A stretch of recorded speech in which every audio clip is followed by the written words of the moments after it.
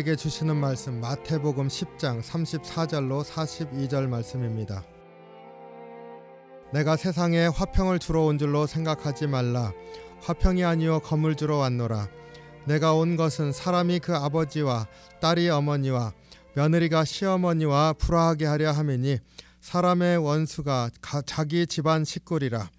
아버지나 어머니를 나보다 더 사랑하는 자는 내게 합당하지 아니하고 아들이나 딸을 나보다 더 사랑하는 자도 내게 합당하지 아니하며 또 자기 십자가를 지고 나를 따르지 않는 자도 내게 합당하지 아니하니라. 자기 목숨을 얻는 자는 잃을 것이요 나를 위하여 자기 목숨을 잃는 자는 얻으리니 너희를 영접하는 자는 나를 영접하는 것이요 나를 영접하는 자는 나를 보내시는 이를 영접하는 것이니라. 선지자의 이름으로 선지자를 영접하는 자는 선지자의 상을 받을 것이요 의인의 이름으로 의인을 영접하는 자는 의인의 상을 받을 것이요 또 누구든지 제자의 이름으로 이 작은 자 중 하나에게 냉수 한 그릇이라도 주는 자는 내가 진실로 너에게 이르노니 그 사람이 결단코 상을 잃지 아니하리라 하시니라. 아멘. 사랑이 많으신 주님, 주님의 은혜와 사랑에 감사합니다. 오늘 또 새날을 허락하신 것을 감사합니다. 주의 말씀을 따라서 오늘 또 주님 바라보며 사는 귀한 하루가 될 수 있도록 인도하여 주시옵소서. 이 시간 말씀 가운데서 다시 한번 우리 자신을 돌아보게 하시고 주님을 소망하는 귀한 시간으로 인도해 주시옵소서. 감사드리며 예수님 이름으로 기도하옵나이다. 아멘. 네, 오늘 말씀 예수님께서 세상에 오신 그 사역으로 말미암아서 세상이 뭔가 분쟁이 일어나는 것에 대해서 얘기를 하고 있습니다. 오늘 34절 말씀을 중심으로 해서 묵상하기를 원합니다. 내가 세상에 화평을 주러 온 줄로 생각하지 말라. 화평이 아니라 검을 주러 왔노라. 이 말씀을 읽을 때마다 굉장히 두렵고 떨리는 그러한 마음으로 읽게 됩니다. 주님께서 우리에게 찾아오셨는데 우리에게 평안을 주시는 것이 아니라 검을 주러 왔다. 검은 전쟁을 우리에게 상기시켜 줍니다. 그렇기 때문에 두려운 마음이 일어나고 또 무엇보다 세상의 소용돌이가 머릿속에 떠오르게 됩니다. 그래서 검을 주러 왔다 하시는 이 말씀을 우리가 좀 묵상하면서 하나님께서 예수님을 통해서 이루시는 그 일이 어떠한 것인지 다시 한번 돌아보기를 원합니다. 먼저 검은 전쟁을 상징하고 있는데 무슨 전쟁일까 하는 것을 먼저 생각하길 원합니다. 주님께서 이 땅에 오셔서 일으키신 일이 검을 주러 왔다. 전쟁을 일으키러 왔다. 무슨 전쟁일까요? 이 말씀을 하실 때 예수님께서 이 말씀을 하는 그 대상이 누굴까? 이걸 먼저 생각해 보아야 될 줄로 압니다. 물론 예수님 앞에 말씀을 듣고자 앉아있는 그 무리들과 제자들이겠죠. 하지만은 그 뒤에는 예수님께서 이제 바리새인들과 서기관들과 같이 율법을 통하여서 자신들이 의인이라 하는 사람들을 대상으로 하고 있는 것임을 우리가 먼저 생각하길 원합니다. 율법을 통해서 사실 사람들을 정죄하고 통제하고 그러면서 자신들은 의인이라 이렇게 고백하는 그들을 향해서 주님이 사랑을 베푸시고 나는 죄인들을 위해서 왔다 이렇게 말씀하실 때 사실은 그들의 심령 가운데서 율법을 따라 죄인이라고 정죄한 그들을 하나님 나라 백성으로 주님이 또 받아주시는 그것을 봤을 때 그들에게는 결코 용납할 수 있는 일이 아닌 것을 우리가 알 수 있습니다. 그렇기 때문에 주님의 사랑을 받아들인 그러한 사람들은 주님 앞에 환호하면서 기쁨으로 나올 수 있겠지만은 그러나 율법을 통해서 세상을 다스리고 있고 자신들이 의롭다고 생각하고 있었던 이들에게는 이것은 정말로 용납할 수 없는 그러한 죄라 이렇게 말할 수 있을 것입니다.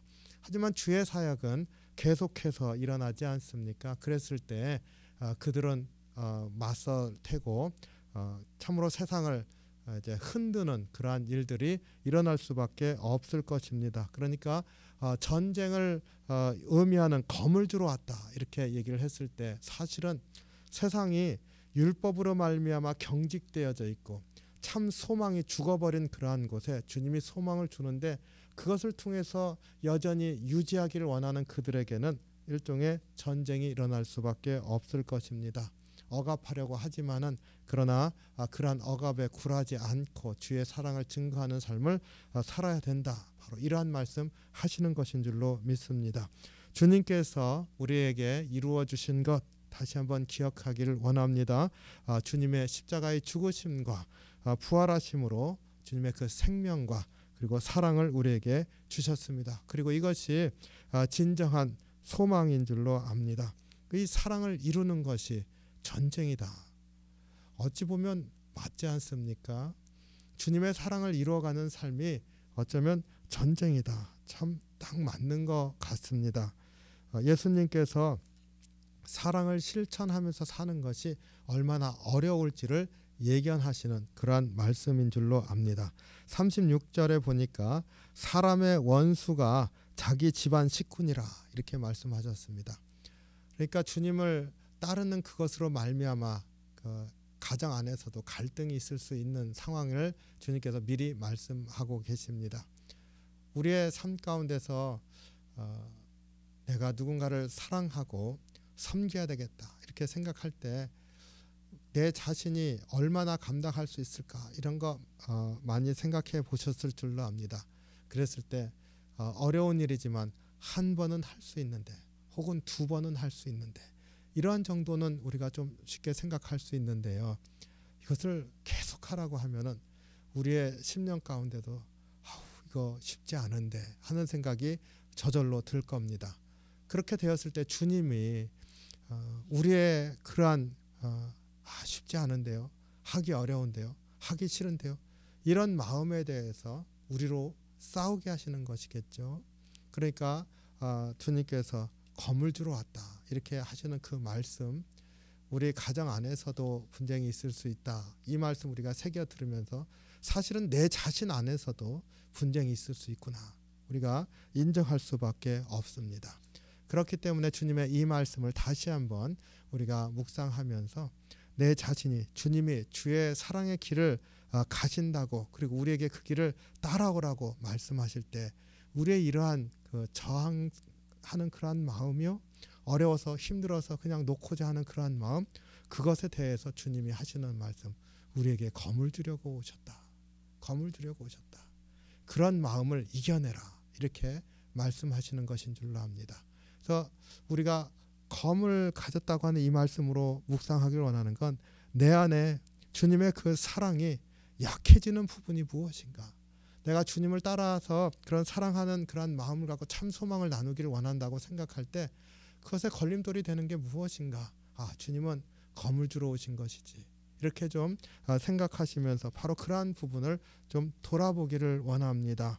또 두 번째로 이 검을 주러 왔다 이렇게 말씀하실 때 이것은 그 바리새인들과 서기관들과 같이 예수님의 그 십자가의 길 혹은 구원의 길 이것을 방해하고 저항하고 하나님 백성을 모으는 것을 힘들게 만드는 그러한 적들을 혹은 어려움들을 생각하게 만들 뿐만 아니라 제자들에게 혹은 주님을 따르는 이들에게 다시 한번 경각심을 일깨우는 그러한 말씀도 되는 줄로 압니다.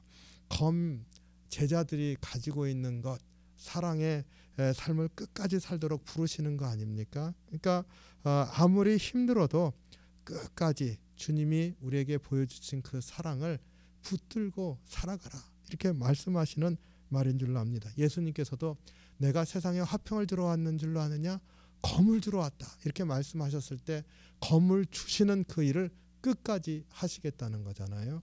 예수님의 의지가 여기에 나타나 있지 않습니까? 하나님의 뜻이니까 이것을 이루어 가시겠다 하시는 주님의 그런 고백과 마음 그리고 그런 선포가 담겨 있는 말씀입니다. 우리도 주님이 우리에게도 검을 주셨다 이렇게 다시 한번 고백하면서 주님과 같이 주님의 그 사랑을 가지고 살아가는 그 삶에 있어서 끝까지 따라가겠다. 주님이 우리에게도 세상에 검을 줘라 이런 말씀 하시는 거잖아요. 검을 준다는 게 뭡니까? 주님이 사랑으로 이루시는 그 길을 끝까지 살아가라. 아무리 힘들어도 아무리 앞에 저항이 있어도 끝까지 나아가라. 이런 말씀 하시는 것인 줄로 압니다. 그래서 우리 대표적으로 참 주님이 우리에게 말씀하시는 제자도의 길, 어려운 그 말씀하십니다. 38절이죠. 또 자기 십자가를 지고 나를 따르지 않는 자도 내게 합당하지 아니하니라. 아까는 가족이 방해되는 사람이 있을 수도 있다. 이거 말씀하셨는데 이제는 내 자신도 나의 십자가를 짓고 따르지 않으면 안 된다. 합당하지 않다. 이렇게 말씀하십니다. 그러니까 제자들에게도 검을 줬다는 얘기는 그 검이라는 게 세상의 분쟁이 될지언정 사랑을 실천한 삶을 살아라. 이런 거니까 우리에게 끝까지 우리의 짐이 무겁다 할지라도 자기의 짐을 짊어지면서 그래도 주님의 길을 끝까지 따라서 나아가라. 이렇게 하시는 말씀이지요. 그러니까 우리를 끝까지 사랑을 실천하는 자로 부르시는 그러한 말씀인 줄로 압니다. 그래서 오늘 이 말씀이 굉장히 어렵고 힘든 말씀입니다. 참으로 누가 이 말씀을 쉽게 받을 수 있겠습니까? 얼마나 어려운 일인지 잘 압니다. 그럼에도 불구하고 낙담하지 않고 끝까지 주님의 마음을 품고 주의 사랑이 참 소망이다. 이게 사람을 살리는 것이고 우리 자신이 사는 길이다. 이러한 고백을 가지고 앞으로 나아가는 그러한 삶을 다시 한번 묵상하고 결단하기를 원합니다. 이 세상에 화평을 주러 온 것이 아니라 검을 주러 왔다. 굉장히 힘든 말씀이지만은 그러나 주님이 이렇게 말씀하시면서 이루는 게 사랑의 길을 걸어가시는 것이다 하는 거 우리가 생각하면서 우리도 그 길이 어렵고 힘들지만 끝까지 그 사랑을 실천하면서 가겠다고 하는 그러한 고백과 함께 주님과 함께 걸어가는 또 귀한 하루가 되시기를 주님의 이름으로 축원합니다. 기도하겠습니다. 사랑이 많으신 주님, 참으로 세상에 검을 주러 왔다. 주님께서 정말로 힘든 그러한 말씀을 우리에게 하시는 것을 오늘 묵상하면서 주님 그 검을 주었다 하는 그것이 전쟁인데요. 사랑을 이루는 삶을 끝까지 사는 전쟁. 우리가 주님을 끝까지 따라가면서 그 사랑을 하나하나 실천하면서 그것을 이루어가는 그런 삶을 끝까지 나아가는 것. 주님 이것을 전쟁하듯이 끝까지 지켜나가라 당부하시는 그런 말씀인 줄로 압니다. 연약하지만 사랑할 수 있게 도와주시고 사랑의 마음을 가질 수 있게 도우시고 그렇게 사람들 품으면서 나갈 수 있는 저희들 될 수 있도록 인도해 주시옵소서. 저희들 정말 연약합니다. 능력 주시옵시고 우리의 길을 이끌어 주시옵소서. 감사드리며 예수님 이름으로 기도하옵나이다. 아멘.